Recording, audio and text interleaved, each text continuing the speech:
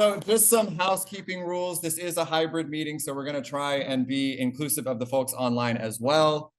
We are going to get started with the councilwoman's remarks for a while, and then we will move into a Q&A portion. For folks online, we're going to try to focus on questions in the room, but please feel free to put questions in the chat as well. We will try to get to those, and if we do not, then please follow up with us directly, and we'll make sure to answer those questions. So without further ado, I think we're going to get started. All right. Can everybody hear me okay?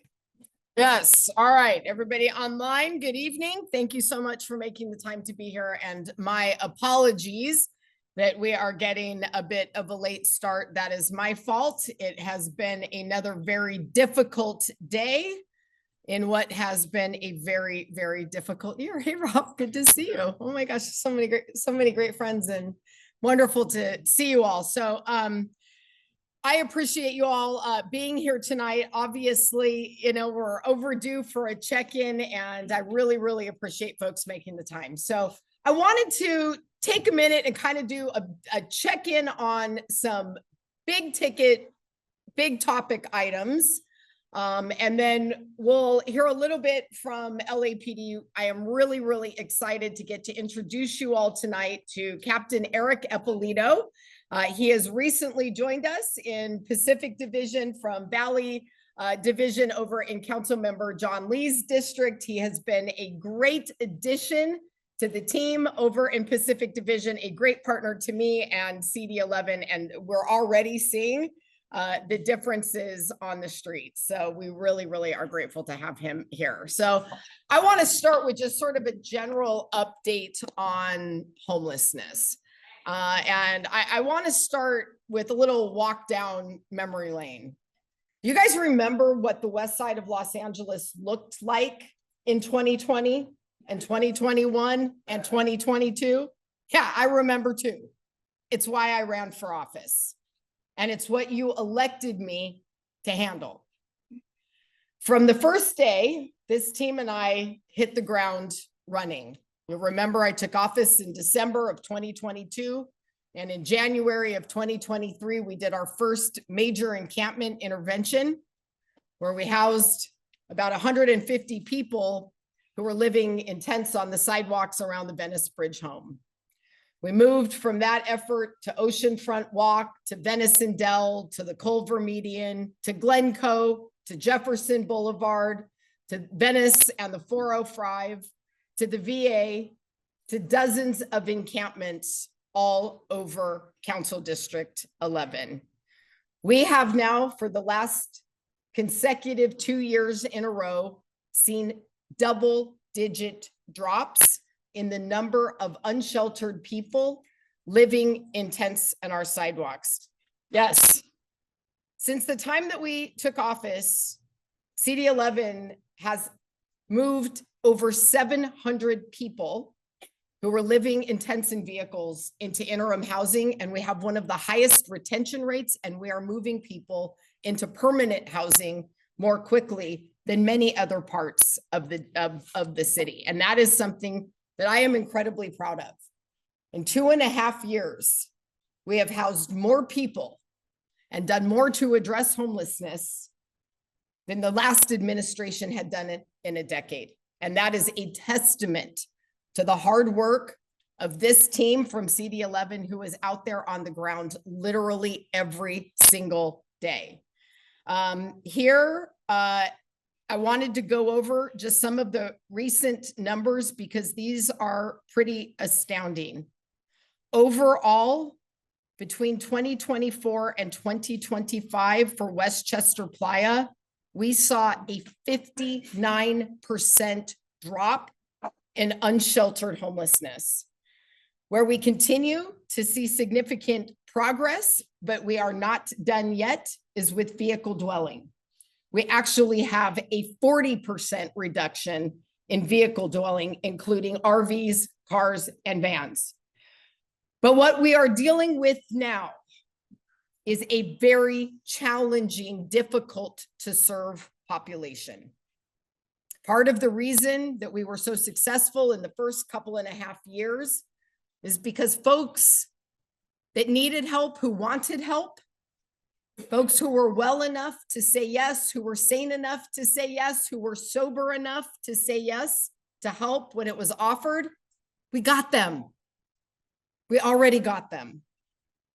And we are now challenged by a population that is marked by a high level of acuity, a lot of addiction and mental and behavioral health issues.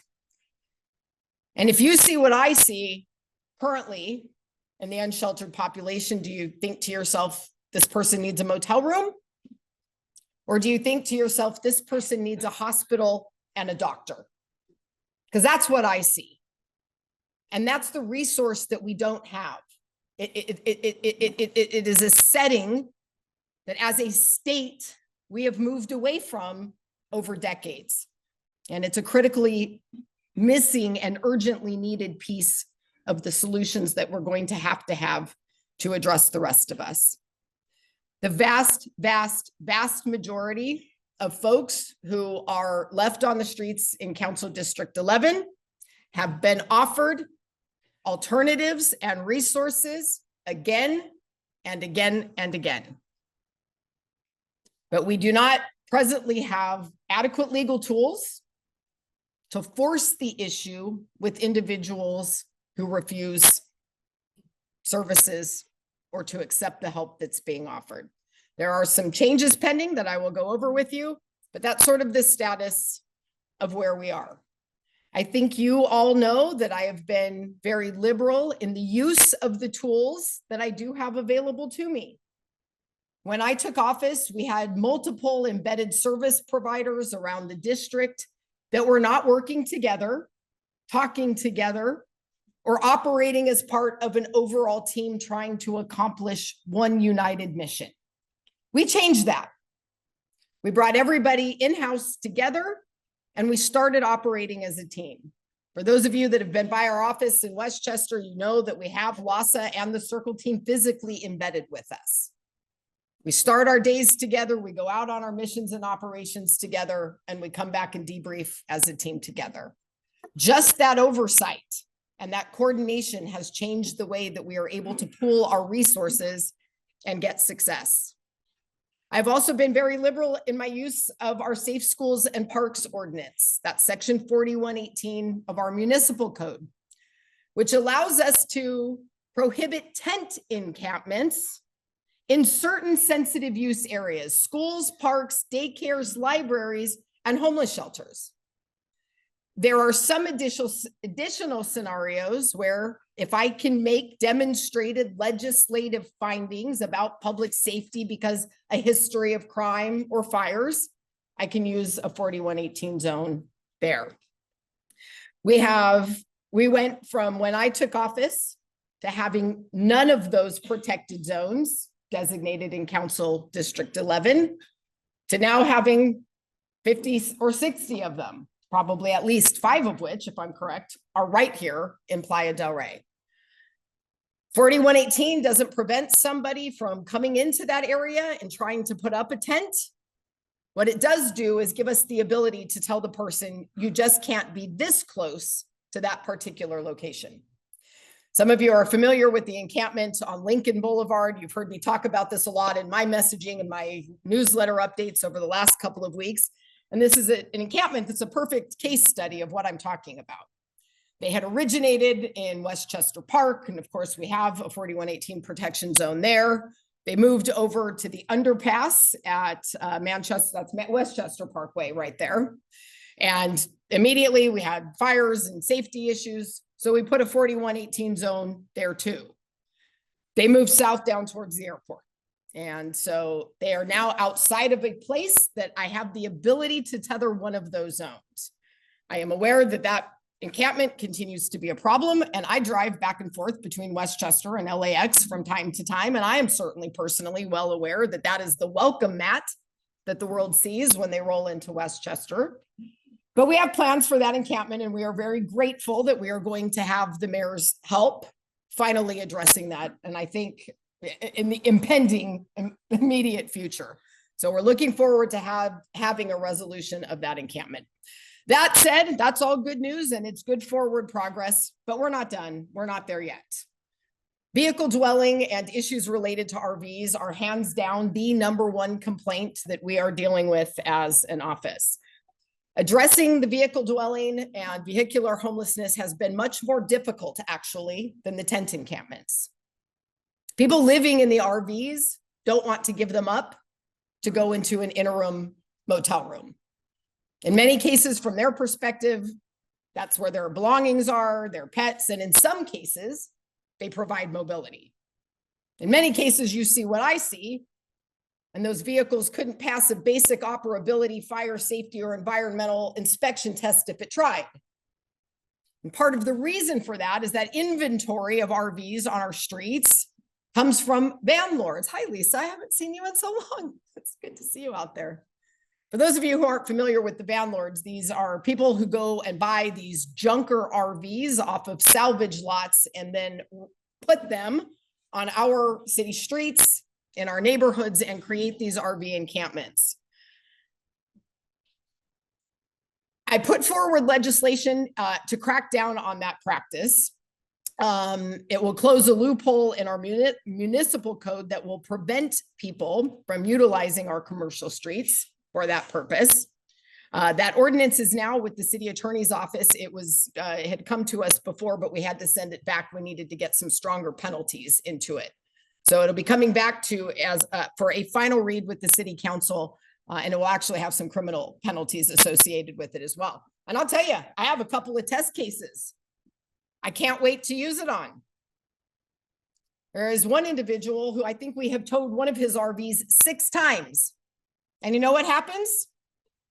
If the vehicle has value of $500 or more, it has to sit out 30 days on the impound lot, and then it is mandated to go to the auction.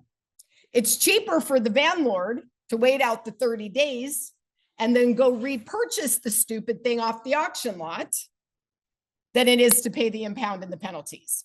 So to address that issue, Assemblymember Mark Gonzalez, bless his heart, agreed to carry some legislation in Sacramento that is going to up that value to $3,500. That will help us get some of the worst offenders permanently off the streets.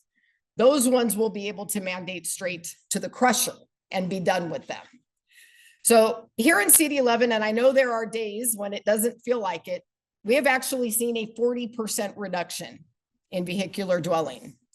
CD11 accounts for 30% of the vehicle impounds citywide. Yes, you heard that.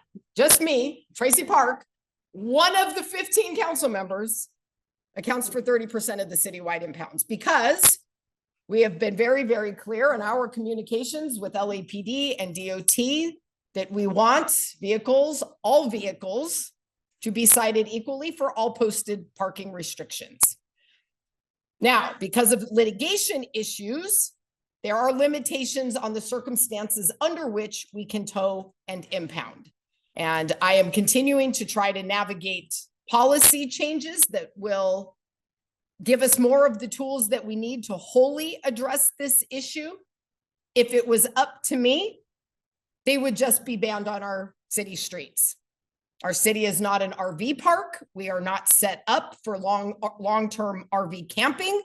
And we have all seen with our own eyes the detrimental impacts these RV encampments have in our community, and especially on our sensitive environment. So this is something that I am going to continue working on, and working very closely, not only with the field team to address the issues on the ground, but the policy issues inside City Hall that are going to need to be revised to really address the issue. I will leave homelessness with that.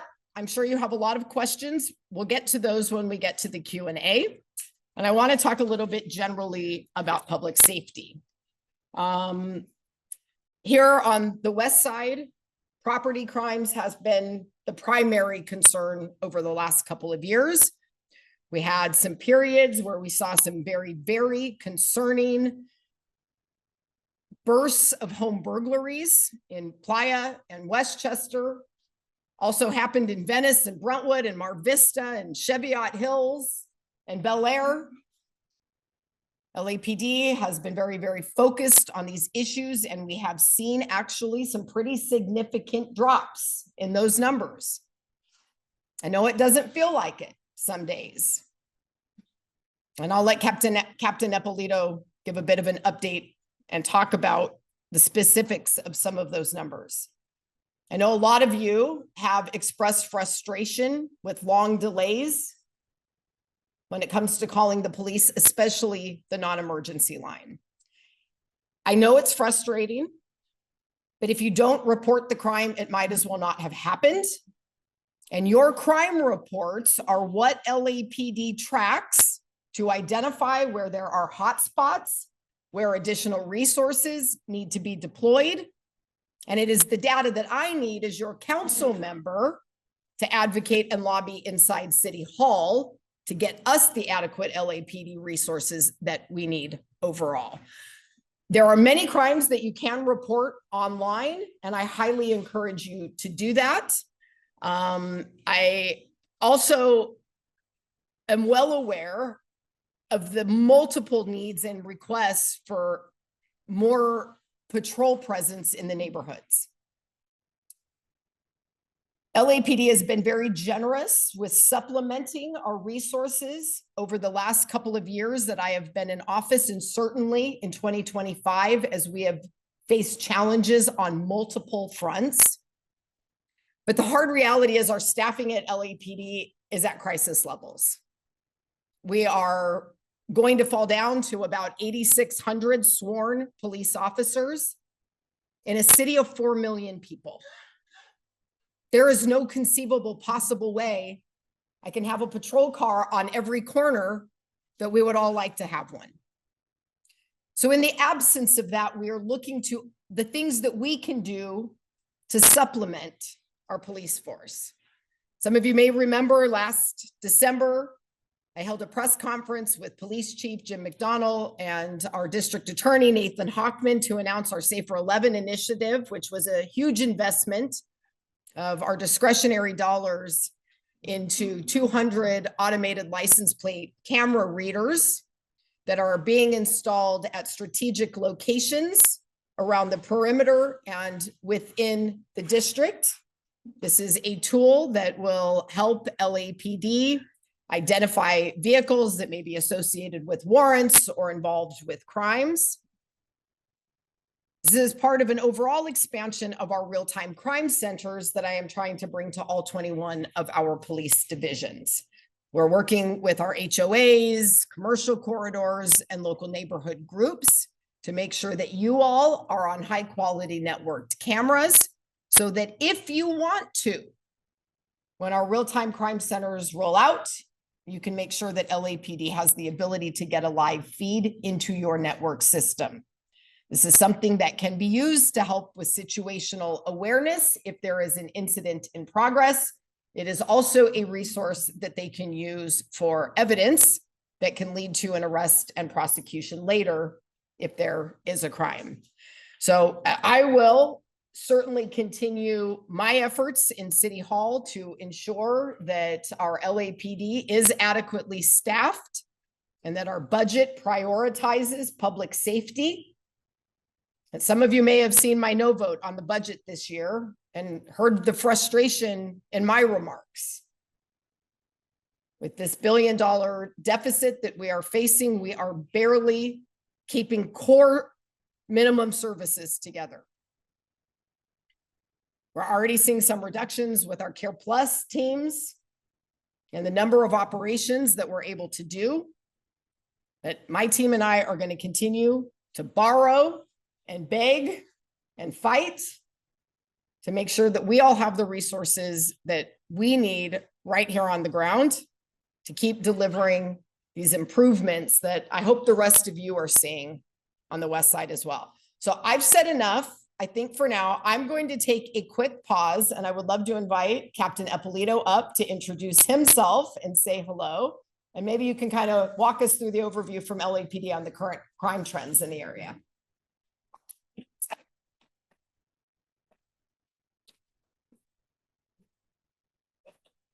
Well, good evening, everyone. I'm very happy to be here. I think I've met some of you at some events, but my name is Eric Ippolito. I've been here about 8 weeks now, about 2 months, about 28 years on. I sincerely love my job. I would do it for free, and I'm not kidding you when I say that. So I'm very happy to be here.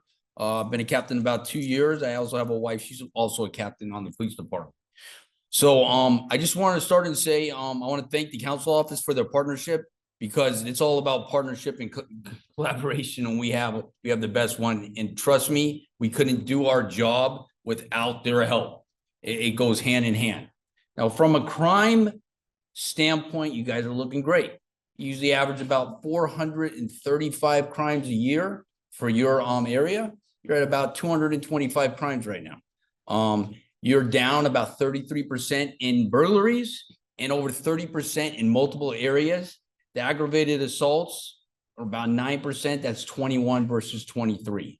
So the crime stats are down across the board. I only like to talk about crime stats so much, though, because I understand if you have a problem in front of your residents, whether it be a homeless person or whatever the issue, if you were the victim of a burglary, that is what matters to you. So there are a couple changes that we have made that you may have heard about or may not. We added a beach senior lead officer that covers Dockweiler and Venice. That's senior lead officer Sam Gill back there. He's very good, and we're lucky to have him. You see back there, we have our beach sergeant, Christopher Gelvin. As you may or may not know, we run 3 watches on the beach, and that covers Venice and Dockweiler. So in terms of Dockweiler, we have a certain amount of officers, and we lose them when on the off year, when it's not summer. We go down to we have about 21 deployed now, as opposed to 35 to 40 during the summer. But we still run 3 watches, and what that means is that we only have maybe a unit for each of the 3 watches that cover pretty much a 24-hour period. But another change that I just recently instituted is you will see now a second supervisor coming on board to give us a better supervisory oversight of all our watches, to ensure when our beach officers are out there with the resources that we do have, that they go ahead and that we're getting the most out of them. And we're lucky they're out there and they're working hard.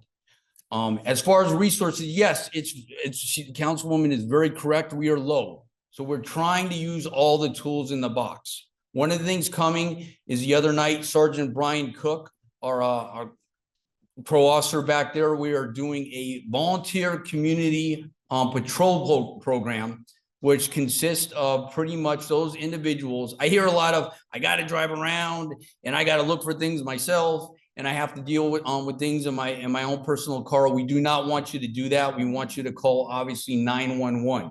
But if you really want to help, and we had about 17 individuals last week at Pacific for an orientation that did, we have a program where we'll give you a uniform, we'll give you a radio, we'll put you on one of those white electric LAPD BMWs, and you can roll around your community and you can be our eyes. And if something comes up, you get on the radio and we respond. It's something. So it's exactly what it is. So if you want to help, I'm going to give you the option. So anyone that really wants to do that program, it's just another tool. Sergeant Brian Cook can give you more information in the back. So that is another thing that we are kind of we're rolling out. I want you to know that we're going to continue to be proactive with all the concerns. The RVs are a problem, but as Councilwoman mentioned, we're working on that. As soon as this ordinance passes, if it does, we have a plan to take a plan in place to take down the individuals we already know are operating in a way they should not be. And when the law goes into effect, I promise you that is our action is going to be swift, and we're going to act quickly. One thing you're going to learn is that we like to jump on problems quick. Is are we doing questions later, or? Yeah, let's take questions. Okay. Okay, so I'm going to turn it back over to Councilwoman. Thank you very much.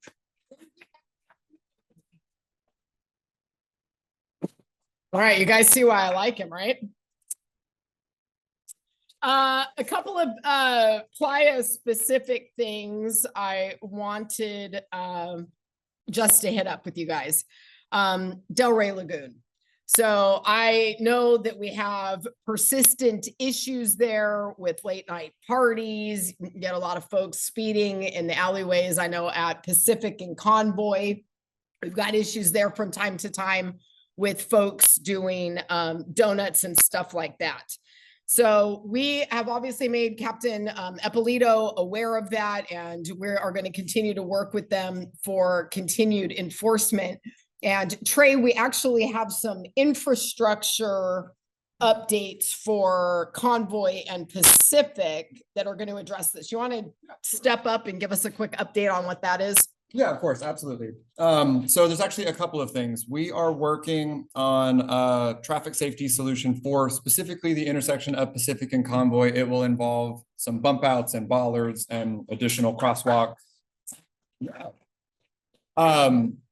It's moving a little slowly because it is a part of a larger BOE project that is some stormwater maintenance underneath, but we have tacked our project on top of that. So that should be moving forward. We'll have more precise dates on timeline here in a few weeks. So we'll be sure to let you all know through the newsletter. Also, We think, oh, that was the bike path. Bike path, Not that's February. different. Well, we'll get there. The other thing is we're also actually getting some speed humps installed along Pacific there on that side of Delray Lagoon, and that is actually being done tomorrow. So. All right. So update on that. Speaking of street safety, Vista Del Mar. Obviously, this has been a death trap for decades. We actually just settled a multi-million-dollar lawsuit on the fatality. Remember, there was a woman who was crossing the street a couple of years ago with 2 children. Really, really tragic incident. And so I know this is long needed improvements. We now have the attention of the mayor's office on this.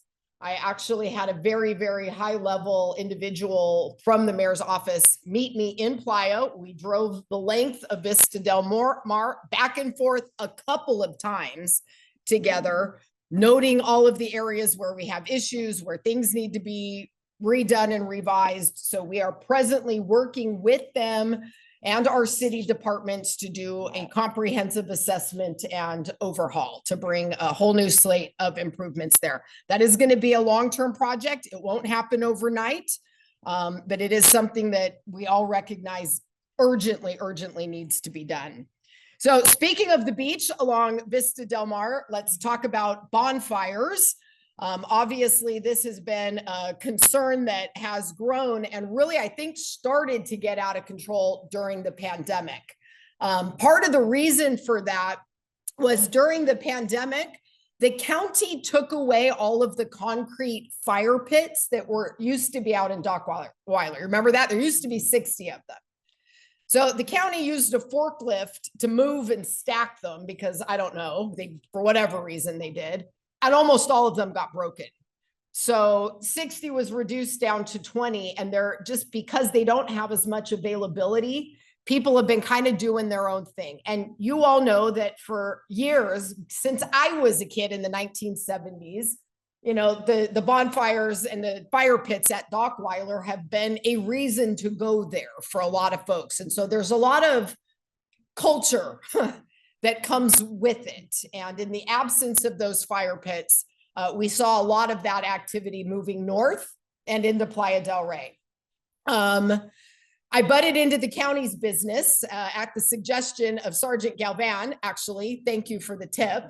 And I think they are actually now placing the order tomorrow also for the new concrete fire pit. So that is, thank you. That's going to alleviate some of that burden. But in the meantime, Sergeant Galvan, actually, would you come up here? Can I get you to come up here? I want to talk about the beach task force a little bit. So Trey and Juan worked really closely with Sergeant Galvan to create our Playa del Rey Beach Task Force, which teamed up with LAPD and the lifeguards. And they have been out there all summer addressing this issue. And I was actually pleasantly surprised when I heard about the level of enforcement. So Sergeant Galvan, tell me what you've been doing out there. Hi, everyone. Sergeant Chris Galvin, LAPD Pacific Division Venice Beach Task Force. I've been on the beach for about a year now. I've been in Pacific for about 2. This summer, I reached out to our partners and I made some bridges between us, DOT, Beaches and Harbor, lifeguards, and code enforcement. From late July through the end of August, I was doing a beach enforcement task force between all of us. And we specifically attacked fires on the beach, drinking, loud music, parking on Vista Del Mar, impounds, pretty much you name it, we're out there. From that 66-day stretch, we actually took some notes on it. Let me pull them out real quick. 979. Thank you. 979 citations. Thank you. That's a testament to the cooperation of all of our officers and in addition to DOT and everyone. That number is not including what DOT did. That's just us. That's just my beach officers. Yes, thank you. So from that, we saw a drastic reduction. I'm actually still in the process of evaluating the impact that it had on our traffic plan and the high injury network. So West Traffic Division tracks all of our traffic collisions, the severes, the fatals, all that sort of thing. And I believe that from our direct enforcement there this year, we actually prevented at least one fatality. So we're looking to run the numbers and pull that out. I'm trying to use that to articulate a greater need for deployment of officers to Dockweiler and Vista Del Mar. We need more officers so I can cover that beach. All year round, we're tasked with covering Venice and Dockweiler Beach. And to be quite frank, we used to have more numbers than we do now, historically. We had north of 30 before, and now we're significantly less. However, we can still win the fight. We've been winning. We've been doing massive things in the last year. I can tell you that we have drastically improved the situations both Venice and Dockweiler over the last year since I've been here. I know that because I've been speaking to all of you, and I get that repeatedly during our holidays and cleanups when tons of people approach us and they're like, what's going on out here? It looks so good. Everything's so great. It's largely due to the plan shift. We are now trying to win the fight through engineering and working smarter. We're looking to address problems and shut off the source of the problem rather than just bailing out the bucket of water the whole time, so to speak. Moving forward on this, I look forward to working with all of you, Councilwoman Park, putting forward additional resources towards the refurbishment of Dockweiler, which I had actually spoken to her about. It was like this thing, like the history of the place is really the traffic issues there. That thing's been built and rebuilt so many times, and there's artifacts left over from when there's parking available on Vista Del Mar and people could walk from the top down. So you had all those pedestrian walkways, stairways. You actually have a partial sidewalk there on the side of what's effectively a freeway. It's sort of crazy. It's right there by the old lifeguard station. We're also trying to knock that down. What? In the city of LA, it's probably have to go to eviction proceedings, but I did introduce a motion to demolish that building.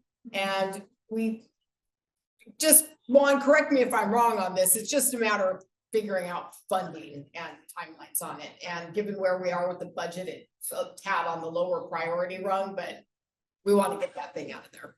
I bet you can find volunteers. If it went missing overnight, maybe no one would notice.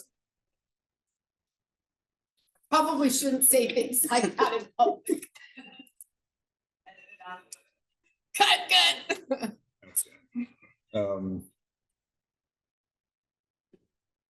I think that's pretty much it. Does anyone have any questions? Yeah.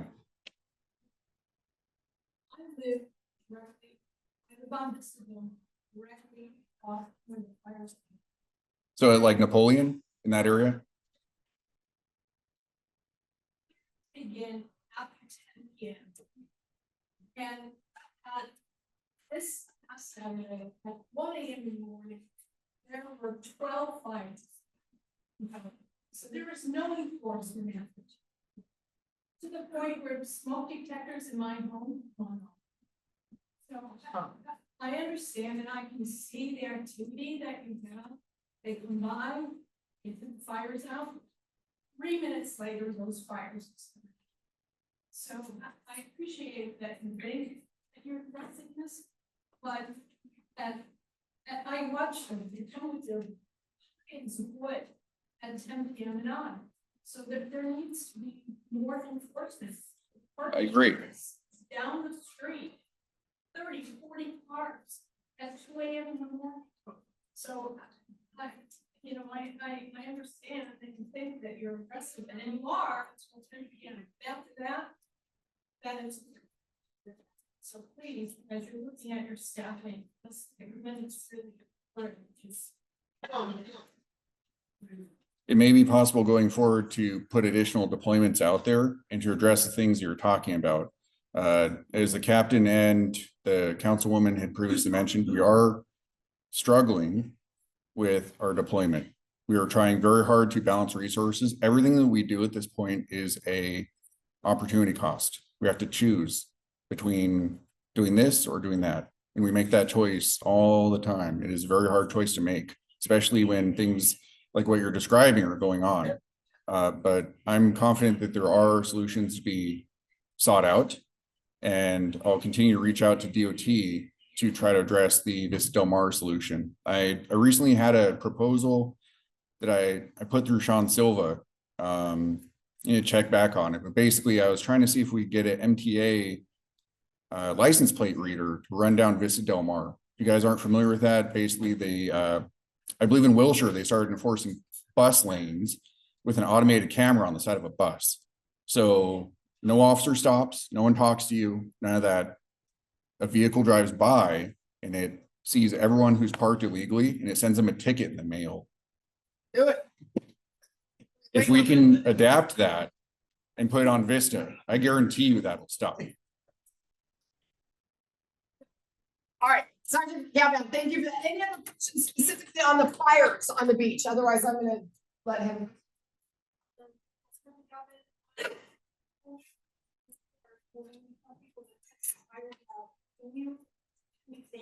Yes.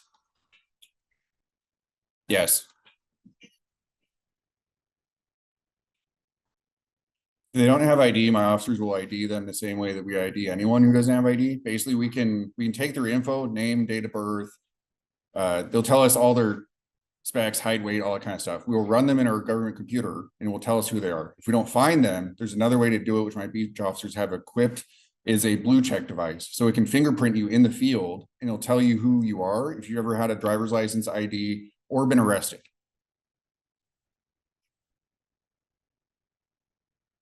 Yes. Thank you. All right. And by the way, when we launched the task force, I told Sergeant Galvan I wanted receipts. He took me seriously and sent me receipts. So really, really appreciate the extra lift out there. I appreciate you raising the timing issue. I lost the lady who said that into the audience. There she is. Sorry. I have my glasses on. I can't see that far. Thank you for bringing up the timing issue. So we'll work with LAPD and see what we can do. Seems like there's some strategies there that we might be able to deploy. Thank you, Sergeant Galvan. All right, just a couple of more from me. Couple of easy peasy ones. Marvin Browdy Bike Trail. This one's for you, Lucy. All right, we should be starting. We heard today that the county will be starting construction on that February, and we are looking at a Memorial Day reopening of the bike path. Yeah. Traded.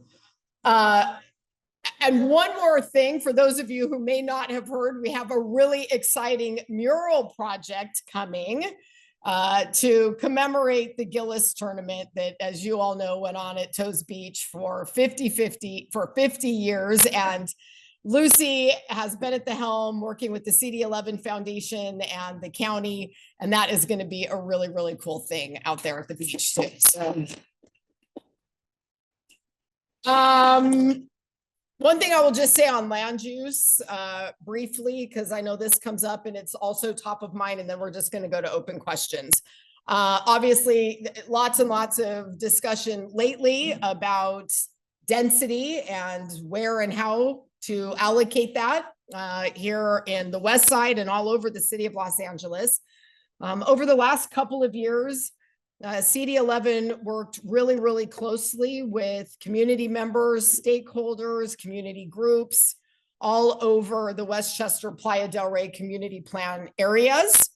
We spent dozens and dozens of hours meticulously going through the planning department's draft maps and doing work to allocate potential new density primarily along our commercial and transit corridors where we can better absorb it, and in an effort to try to preserve our single family neighborhoods. The reality is there have been dozens and dozens of housing laws out of Sacramento over the last 5-10 years that have taken a lot of local control away.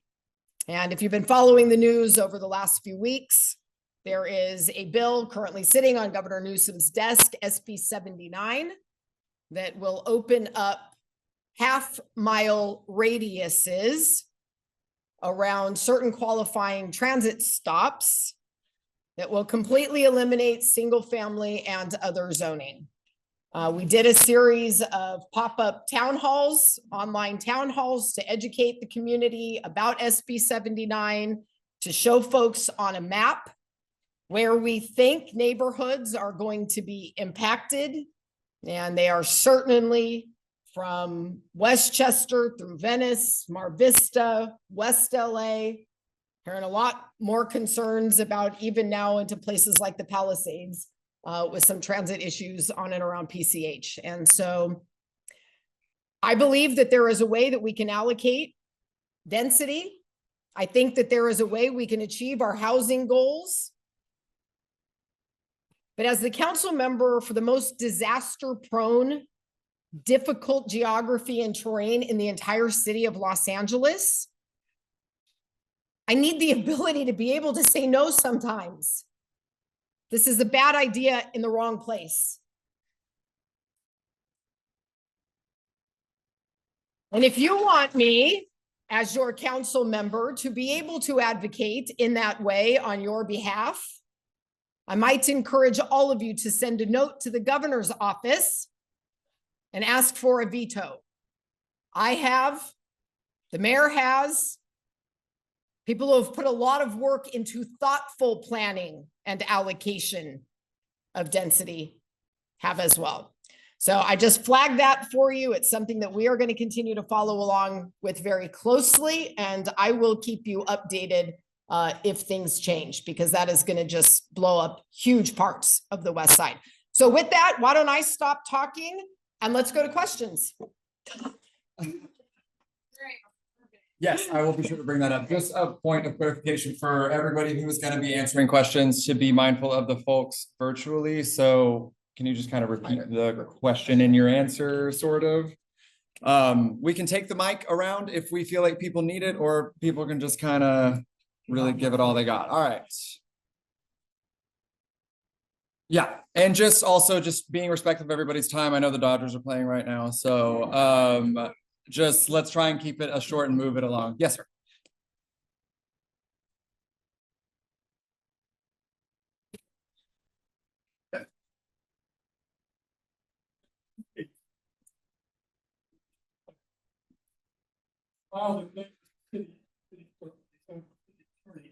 They said you have to file separate. I filed a separate claim, and now I get another letter days ago saying only 5 state regulations with the return done thing. Nobody's even looked at it. These times, you got safety issues in Colorado Boulevard. So what's happening? I called that in also. Oh, I called that in also. I called 311 about that. So typically, what's the, trying to give you an answer, sir. The typical turnaround for a 311 request on a pothole is what? If you do it through our office, we can typically get it done pretty quickly within several days. Well, let's talk afterwards and I'll make sure that we can get that. Getting the potholes. He's here. I'm sorry, sir. He's here offering you his help. I don't know where the pothole is. I don't know what the address is. I don't fill potholes and I'm not 311. But we're happy to take that information and Trey will do what he can to make sure that it gets prioritized. Really, truly, when you guys use 311, that's how things get done. When you send an email to us, we put it in through my 311. Yeah. And we just track it. So you can get those in, copy Trey on them so that we're aware of it and we have situational awareness of where one exists. But my 311 is the best and most efficient way to get a pothole filled. Follow-ups on that, while you. Trey has them, we have our projections to figure out what it is, get it back on there, at least have them review it, or confirm that felt actually five. And to that, yeah, 311, Trey will follow up, get back. Usually it takes the department 3 or 4 days to get around to fixing it, unless it's a bigger issue with infrastructure on some of that, but we can get And more. Trey, make sure you give him a business card so that he's got the right address.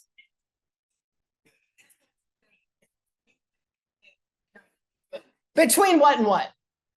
Well, Brennan Culver, you brought it.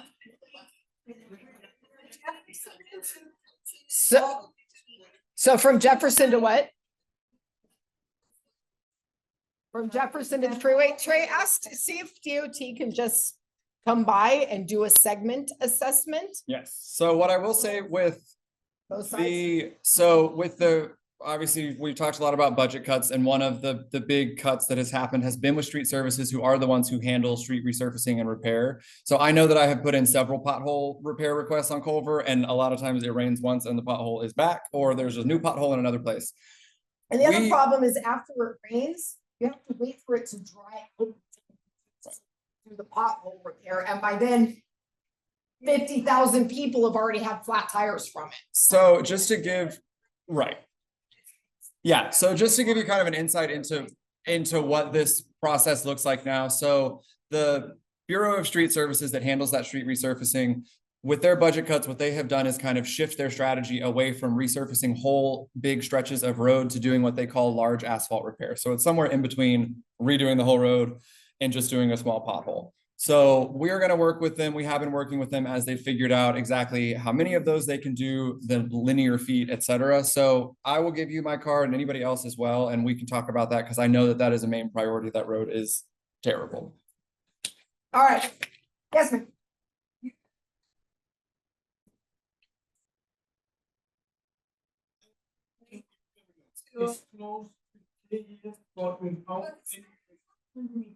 I step like that all the time. During COVID, they got COVID. And now that. And they- And that's been on the out of the 32 pages, answer because.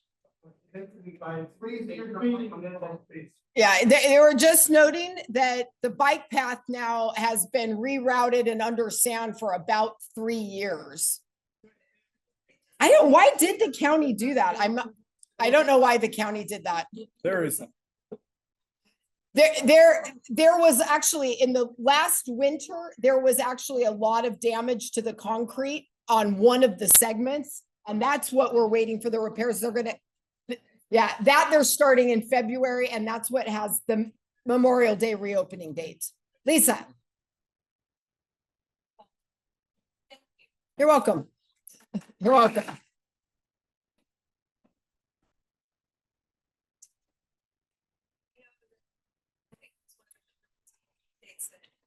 they looked at all the issues, office was the biggest things, because it does affect on a day-to-day basis.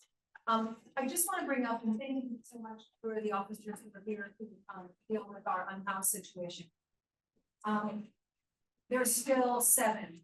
Over the summer, there were 12 to 15 tents on the beach, and it's not just the factor of their tents on the beach. They've taken down the signs, there are fire issues. We have volleyball teams who won't go play down there because they don't feel safe. We had a camp who almost shut down because parents didn't want to drop their kids off. They're homeless. We know that there are drug dealers living in some of those tents, which causes more people to come down there. And we didn't have this before, COVID. So whatever we can do to get the tents off of the beach. There's actually an unhoused person who's from Playa. She is lovely. She has been attacked and had her things stolen by some of these people. I know you come, you take them off, probably not as often as Venice, but they're back within minutes. So whatever we can do in the community will support you in whatever you need to get them off, because they create more challenges within the downtown area of Playa del Rey. We've got beautiful businesses that are run by women who have been threatened to punch, and it's something that we really need to address. I'm gonna leave it at that. Oh, behind the airport, also Pershing has tons of potholes. Who's responsible for that area? Is that? Pershing's probably city. That segment city. So Pershing behind the airport, right? Trey will work on that also on the potholes. So Juan and Trey, let's talk a little bit about the tent interventions that we've been doing Sure. in Playa Sure. and in Dockweiler. They're So all bad. Lisa, to This address, city is terrible. Have you seen our sidewalks? Have you seen our roads? Have you seen our park amenities? yeah, Literally everything in this city is falling apart. The city of Los Angeles does not maintain a long-term infrastructure maintenance plan. And we have gone decades without making the investments in the basic care and maintenance of the assets that we have right in front of us.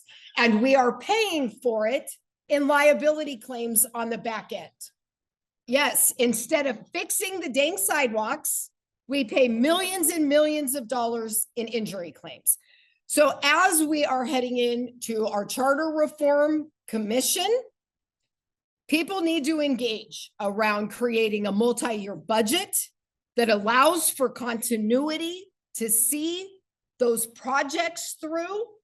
It is important that during budget season, folks show up so that council members understand that our core municipal services, taking care of the things that we rely on every day, is where our dollars should go.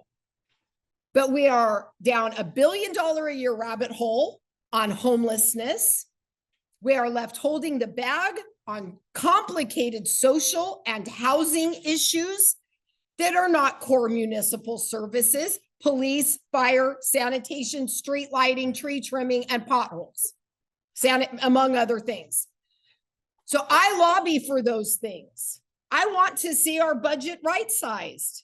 For the amount of money that we pay in taxes in the city of Los Angeles, we should have the highest functioning innovative infrastructure in the United States. And our city is an embarrassing mess. I'm as mad about it as everyone else is. We have the World Cup coming. We have the Super Bowl coming, and the Olympics is going to be here in the blink of an eye. So these are all priorities.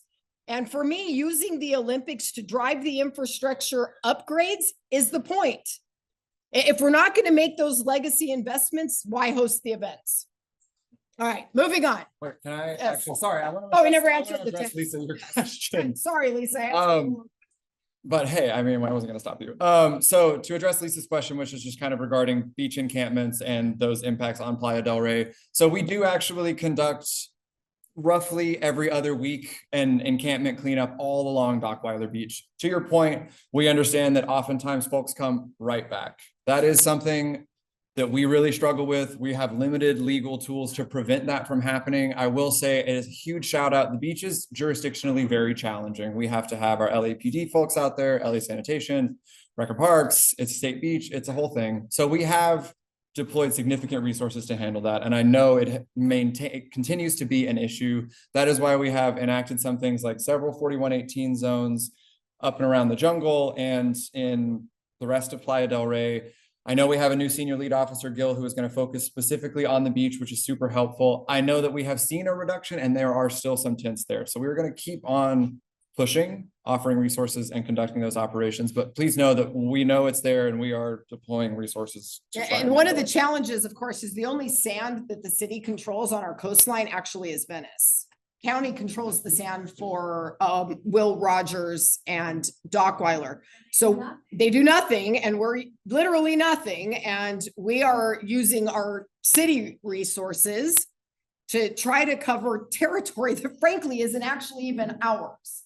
And with that population that you have in those tents down in Playa, those are the exact long-standing, chronically homeless, high acuity level individuals that both create unpredictability with their behavior because of the mental health and the drug issues. Those are the people that cause those problems downtown in the downtown area that come off the beach. You're absolutely right. They're a magnet for other problems. But like Trey said, this is where we're stuck as a city on the policy, right? There is no mandate for people to say yes. And at some point, no, I would rather be here cannot be an acceptable answer. Everybody was trying to get this city council to move in a smart, responsible, reasonable way around policies like that has been extraordinarily challenging. That said, SB 43 is set to go into effect at the end of the year. That is bipartisan statewide legislation that expands the definition of gravely disabled, which will open up mandated pathways to care for more people. We also saw with Prop 36, which the governor is claiming he's not going to fund, but 70% of Californians actually agreed on something that we've got to address the narcotics and the addiction. And so mandating rehab is a tool that could be implemented under Prop 36. Again, we need the governor's support to get it done.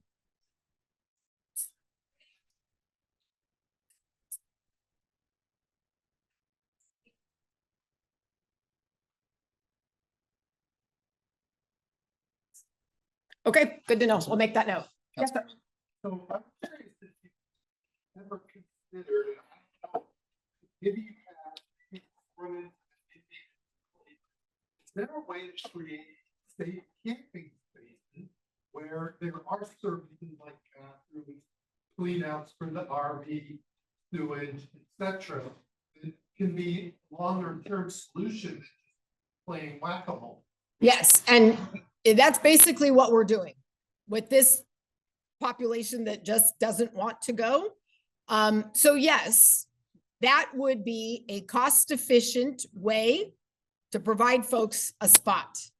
Finding a spot for that has been extraordinarily difficult. Among other things, people don't want to do business with the city of LA. We don't pay our bills on time, not known to be a very good business partner. And a lot of folks don't want to lease out space if it has anything to do with homelessness. I have looked at many vacant commercial and industrial and warehouse properties. And every time I haul out the city departments, Bureau of Engineering and Public Works and whoever else, I get back an estimate of $20 million in upgrades that need to be done because we have to install an elevator on a 2-story building instead of just creating a rule that says if you are so disabled that you can't get upstairs, we're going to serve you on the ground floor. These are the kinds of challenges that bureaucrats create for themselves. So we are struggling to find solutions that make economic sense. But if we are going to solve the problem, we have to have places for people to go. So we regularly speak with LAWA about that. there are FAA and other legal considerations that have made acquisition and use of much of those spaces that you would think are an obvious choice very, very difficult for interim housing. So that said, we're not giving up. And part of the reason that I have continued to support the mayor's Inside Safe program, even though I recognize how expensive it is because it's working. It drastically increased our inventory of interim housing and places where we could give folks an opportunity to go.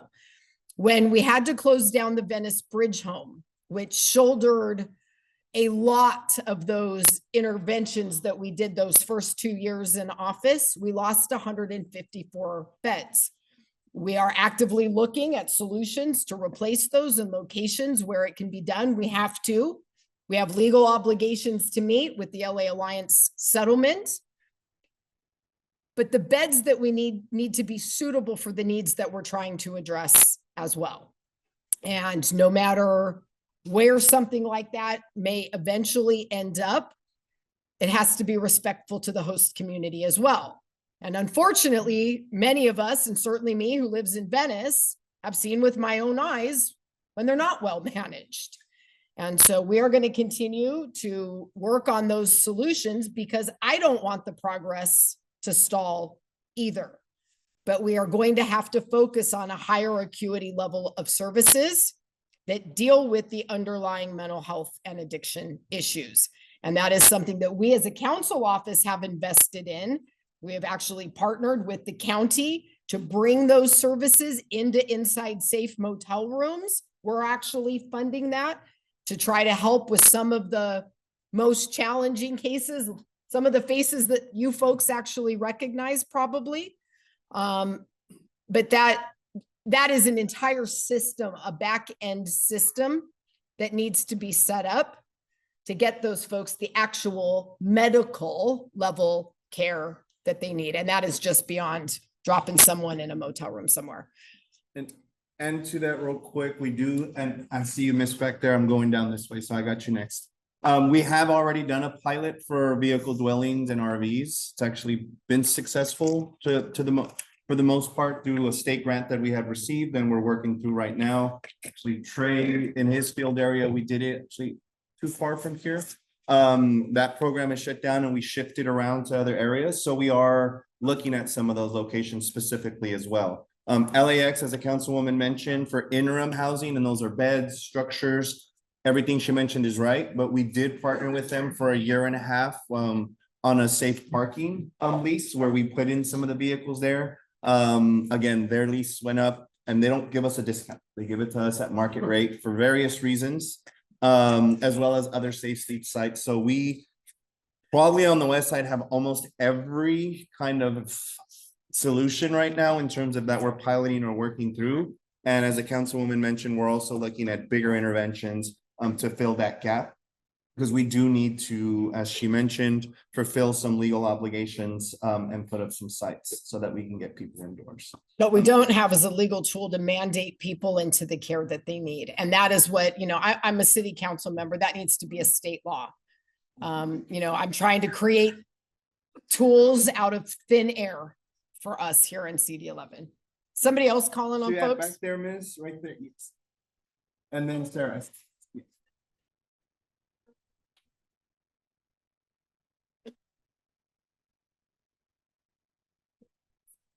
Very specifically here in town, the empty lot on the end of Palmer across from my position, what the status is there. I'm sure, people like me that are concerned about general parking impact to I worry for you too. You have a bus stop down there at the end of Culver. It's probably transit oriented, which means somebody probably by right could build a multi-story building with no parking. And there have been recent state laws that have no exemptions for the coastal zone. So I have some concerns about it now. There's been a history of projects proposed at that site. our historian of, one of our historians of all things related to that project and that site, Julie Ross, is here. So I worry for you too. I don't have any details of any pending project for that site. Soon as we hear about it, you'll know about it. But I do worry. Julie. And the question to those watching was about density, and were there areas in Playa del Rey that we were concerned about? And in particular, we're talking about Jake's lot at the end of Culver. The city found against it. The county found against it. Yes, and they're gonna have to unfind it, and I don't even know that, not really enough stuff is gonna change. I hope you're right, Julie. I hope you're right. Update. We need to get the Del Rey Lagoon specific plan into the community plan update to codify what the community in the coastal zone has been adhering to, and what the city and the Superior Court and the Coastal Commission has referred and deferred to on case law. So we will obviously continue to work very closely with the community, but I think it's likely somebody at some point is going to propose a project on that lot. And we should think about what would be appropriate, knowing what is possible and could be there. And let's be reasonable about it. I was gonna make a plug. All right, Trey's got a plug. Speaking of this, while we're on this topic, the neighborhood council, the pluck committee, has community plan update, sorry, has put together a really awesome survey for residents to take regarding what kind of information you would like to see put into the community plan update. So that survey information is up here. It's full of a lot of great questions about what you would like to see, what you would not like to see. And so I'd highly encourage everybody to please do that. Yes. I know we can talk about homelessness and development all night. I want to be mindful of time, and I know there is a topic that we have not addressed yet. And I assume, Dan, that is probably the question that you were looking to ask, which is regarding the properties in Playa del Rey that SoCalGas is putting up for sale. So if you want to start. Hi.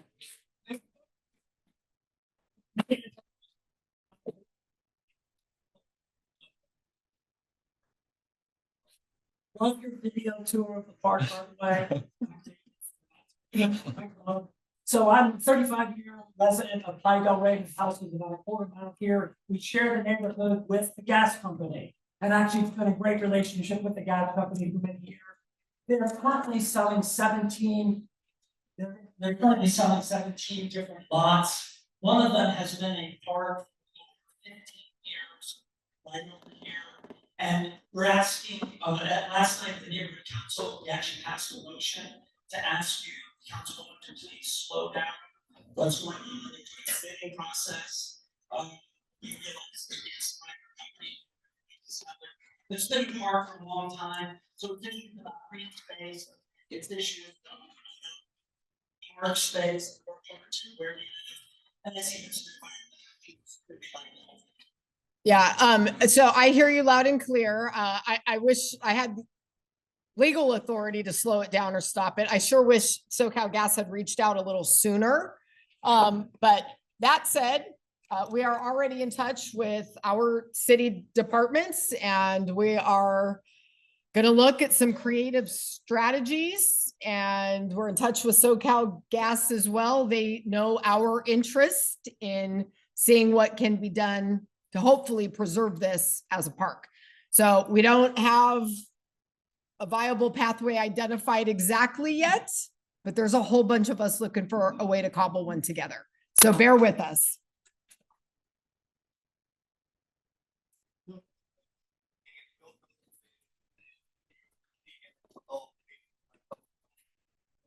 It does have to go through the legal process where even we have to go to bid for it. So Somebody's got the cash laying around and wants to pony it up. $4 million. You think 4 million? I'll take 4-1. Going once, going twice.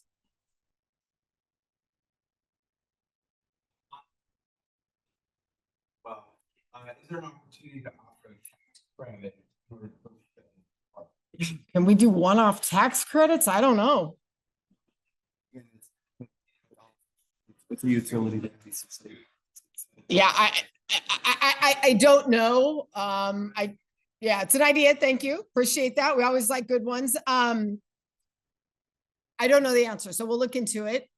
Aside from that, it being public land requires it to go through the process. I don't know how that would work, but we'll certainly look at it. Yes, sir.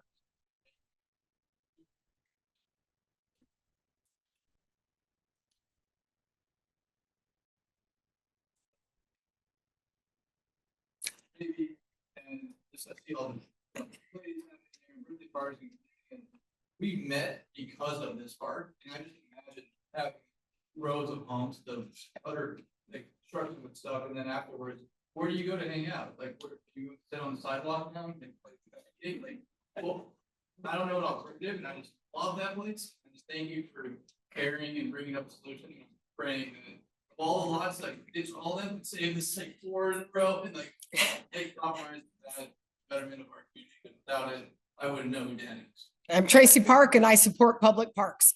You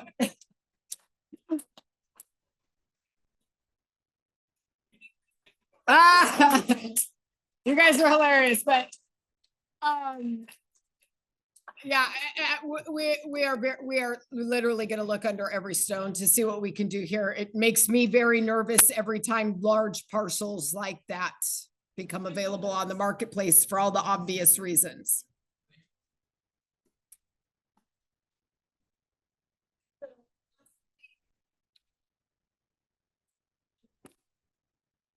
Indeed. Publicly, they're gonna do an internal investigation. And so we'd like to ask you if you would write a letter to AQFD, which I know one of your colleagues from the council sits on, and ask for an independent investigation. That's the same kind of explosion that happened there. What happened with our gas facility here, we have a lot of potentially explosive things, but not just explosive. There are toxins in there. So can you please ask for that? Yeah, let's connect and we'll get with our legislative team on it. Just real quick. Yeah, happy to look into that here. By the way, does anybody not sign in?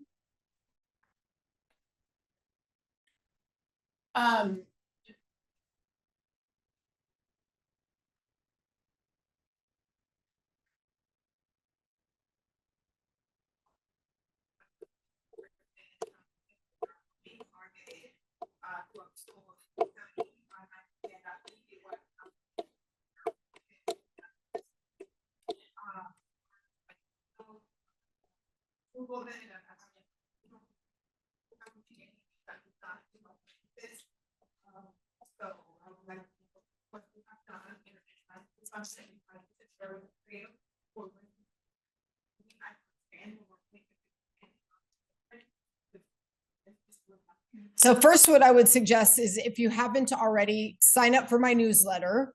I have done 2 or 3 town halls now for Westchester, just on the subject of ED1 and density.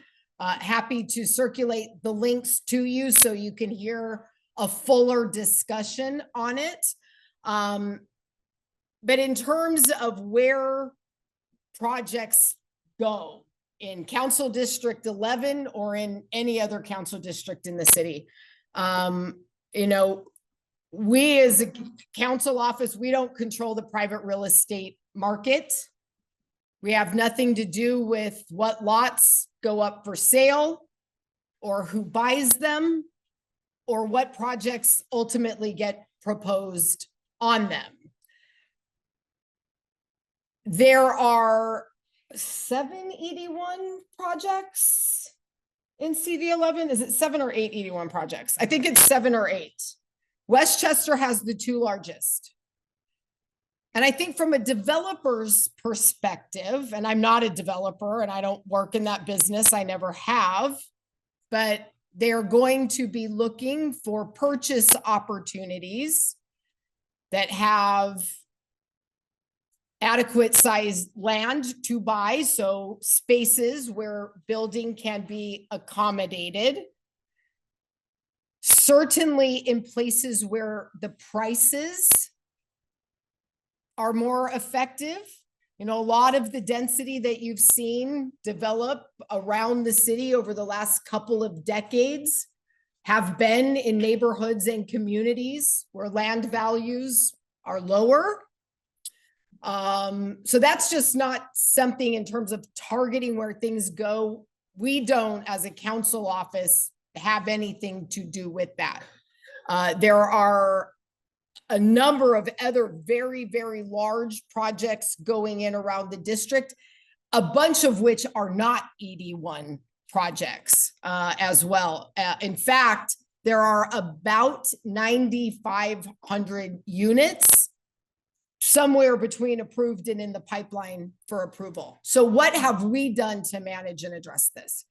Well, as I mentioned earlier, we as a council office spent dozens and dozens of hours working on our community plan updates so that we could allocate new density along our commercial and transit corridors so that we could try to help protect our single family neighborhoods. And we were able to effectively do that fairly consistency throughout all of our neighborhoods that we've worked on the plans for, and still get us to where we need to be in terms of the zoning. I have also sent a letter to Mayor Bass asking for an airport exemption to ED1. As you know, Executive Directive 1 comes from the mayor's office. I'm not the mayor. I didn't write it. It's not my law or legislation. And so we have reached out to her and continue to have discussions with her and her team about additional revisions to ED1.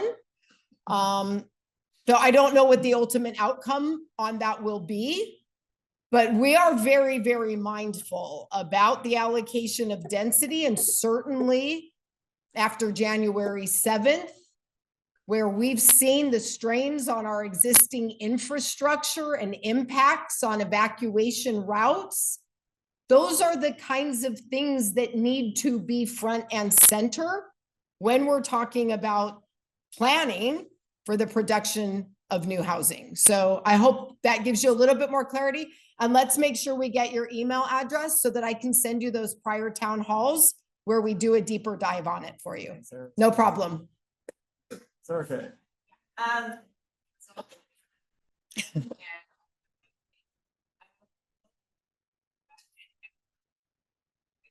Going back to the beach encampment, has there ever been consideration of, instead of doing the every other week thing, I know we're between Venice and here, spending 3 weeks Venice, 3 weeks here, because part of what sometimes gets people to say yes is being annoying. Yes, it's the consistency.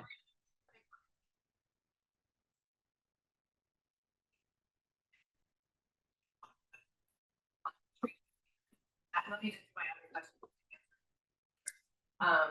And then back to what you were saying about the population that's here now at 8 falls, as we know from our regular Playa. Meanwhile, until there is something law-wise to be done, what are we supposed to do with the person who's been here for 5 years and is shouting in the middle of the night? And, you know, calling circle team, I don't have an hour and a half to stay on. I know. An emergency. Your office has been as helpful as they can with getting that, but laws that have never shown up for this person, like all effort. So those. Okay, so let me start with the concentration. Could we just surge all of our resources for a period of weeks to one location? I do agree with you that that would help probably disrupt some of that. But Juan, operationally, you've seen how much mess and an encampment can accumulate in a short amount of time. I shudder to think what other places would look like to go 3 weeks without an intervention. Juan, I don't know that we could do 2 or 3 weeks, but are there strategies that you can imagine that might help us surge some resources?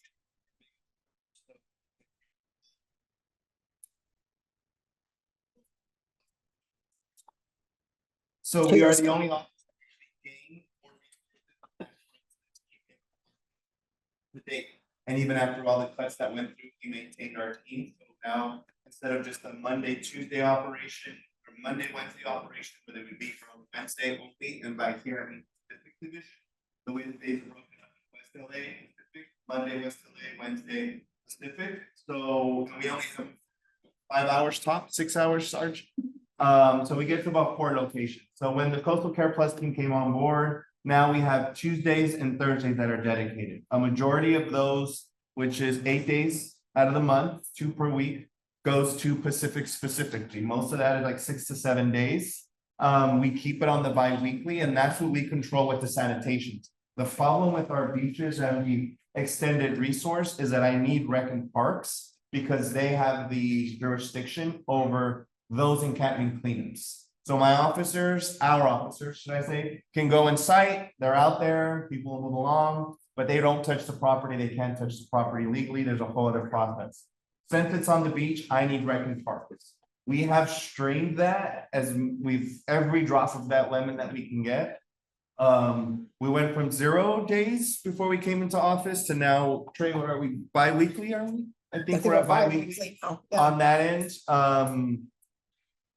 And it's hitting. What makes it hard here too is that the county jurisdiction, I need beaches in harbor and they don't have the resource essentially to keep up with our Care Plus and the days of operations that we have. We're asking for more.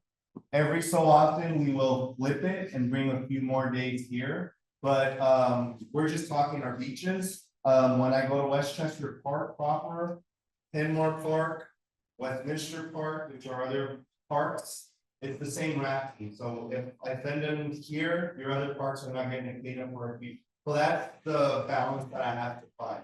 On top of with the beach, I know you see them, but literally just the mound is up.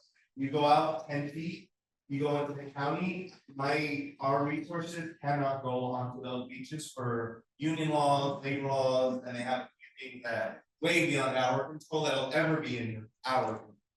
So that makes it tough, but we as an office have strained that as much as I can. That being said, with the task force that comes out for fire, they lean in a little bit more on that. We are pushing to see if I can get a few more days from RAP right now.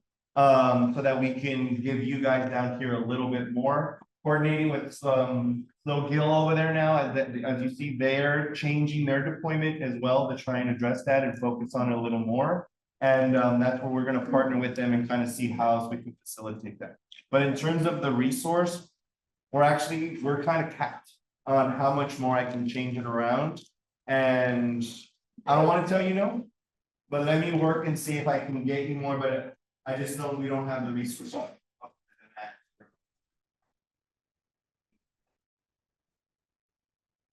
So we're also fighting in the JPA, there's a whole other thing, and the councilwoman, that's a whole other council.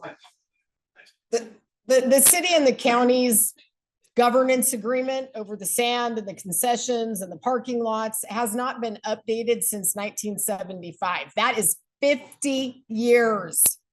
So we are in the process of going back to the table on that, and the ability to address encampments.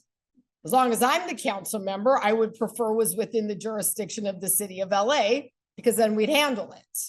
And to that as well, I heard you mention someone earlier this year. We do balance out the need given the need. I know you had issues here, but definitely Venice, I get saturated. But I will say on this point, the big difference that helps us that you guys probably don't have engagement is the helping the county when it comes to homelessness. They've been very active with us in their jurisdiction and we provide a formats office on the homelessness front. We haven't had the same response on our beaches with some of the enforcement side of things with our supervisors.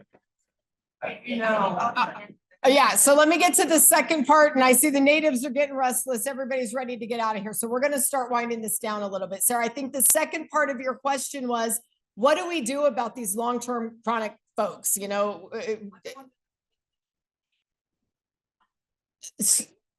yeah. So, and I'll if Captain Eppolito or if any of our colleagues from LAPD want to add to this. Geez.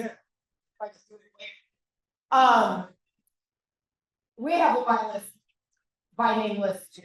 And folks that, part of what I would suggest to you, one, if the behavior involves criminal conduct, call and report it.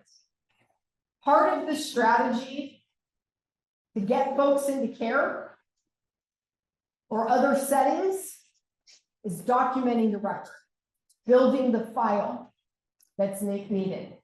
And I know that's a burden on you because it means you have to wait out the non-emergency number with that thing screeching in your ear for the 45 minutes that it takes for someone to answer and maybe send someone out. It isn't, and unless they are under current laws, which SB 43 is going to change, but currently, unless they are a danger to themselves or others, there's not a whole lot they can do if what they're doing isn't committing a crime. If they are committing a crime, if there is known narcotics activity in particular, Captain Eppolito can utilize his narcotics resources, and we have actually been very, very successful with some of those interventions in and around our encampments. And LAPD has been a really good partner for that. So in those situations, communicate with me in my office, because we actually work directly with DMH on the high level acuity folks out there. And my plan is to work across all of the services and LAPD County Mental Health until we have a strategy for everyone who needs an intervention to get them into the settings that they need to be. And I want to have this put on a note just because one of the things that you guys wrestle with, you are the literal end of life. And this is true in Venice, and there are other beach communities, but the literal end of life. That bus stop at Fulton is a drive for people that are moving around from other parts of the city. You are also speeds from LAX. People get off of airplanes every single day in LAX, no job, no money, no plan, nobody to pick them up and nowhere to go. And they end up migrating into Westchester and Playa and Dockville. And so we actually have teams that do those interventions, and one of the new tools that we've added this year is family reunifications, and we have done 78 of them so far, right? Yes. Taking 2 more questions we're going to take, and then we're going to wrap it. Online that we can get to right now.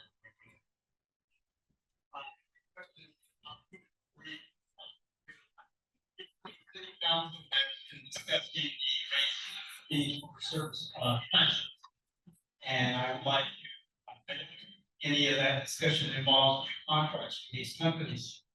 Since we've been mandating for the years to have these companies, my association is complex. And the trash company is notorious for doing a lot of things, and when we reach out to them, they don't respond. We can't hold them accountable. In the past, we've made maybe contracts with them and so I encourage city council maybe look at contracts and maybe look at maybe next contract with these companies. Who is your provider? Who's your contact? Is it Atlas or Athens? Athens? Yeah, and for those properties, you all got a massive fee hike a few years ago. For everyone else, whether you're in multifamily or single family homes, you are also about to get a pretty big hike for your trash collection fees as well. The city of LA has not actually raised trash collection fees since 2008. Guys, it's really hard to talk over everyone. Almost done. The city hasn't raised trash collection fees since 2008. And I have expressed my profound displeasure with the city's failure to manage its finances properly, turning into a crisis that other people now have to pay for. So this has already been approved. It's happening, but there's going to have to be a plan where these fees are done on an incremental basis. So people aren't suddenly overnight getting hit with the 35 or 50% fee increase. As to issues with Athens on your contract, reach out to Trey and we'll see what we can do to help work with them and you and your building to get it resolved. We have a pretty good working relationship with them. Not uncommon to get complaints. We get them from the city sanitation too. So we'll happy to connect with you separately and see what we can do to help with that. Trey, was there any more or some online? Yeah, there is just one other topic I know has been brought up several times online and was mentioned in the RSVP form, and that is our ongoing issue with ICE raids and immigration raids around the city and even here in Playa Vista as early as today. So I just want to give the space to address that and kind of what we have been doing and what our limitations around that are. I hadn't even heard about the one today. Oh. So for folks online, the question was about immigration. I don't even know what to say about it. This behavior is outrageous. If they were going after criminals, I don't think people would feel so strongly, maybe. But rolling up like a bunch of thugs on a local fruit vendor at the park isn't okay. It's not okay with anybody. And we are seeing the impacts of this in real time. I have been in the businesses, the markets, the churches, the community centers, the health clinics, all of the places where we know our immigrant community lives and works and gathers, and they're not there. Look around at our restaurants. There's no wait staff. There's no back of the house staff. And what does that tell you? It tells you people aren't working, which means they are holding on by a financial thread. And let me just be clear, whether people are documented or not, they have jobs, they're teachers in our universities, they're students in our schools. And this has been really, really upsetting for a lot of people. So we have partnered with a number of different organizations to spread information about rights and what employers and workplaces can do. We have done trainings with community partners where we have a larger immigrant population in Council District 11. We have worked with our food banks to do food distribution. We have distributed direct financial assistance to qualifying families. I don't know when it's going to end. The city has filed lawsuits. We've prevailed on lawsuits, and yet it's going on as recently today, just in Playa Vista. So I don't know when it's going to end, and I don't know how else to reassure people. I want everybody who lives and works in our community, who contributes to being here, to feel safe. We can deal with the immigration issue through legal, proper, humane methods, but that is not what we have seen demonstrated in some of these incidents.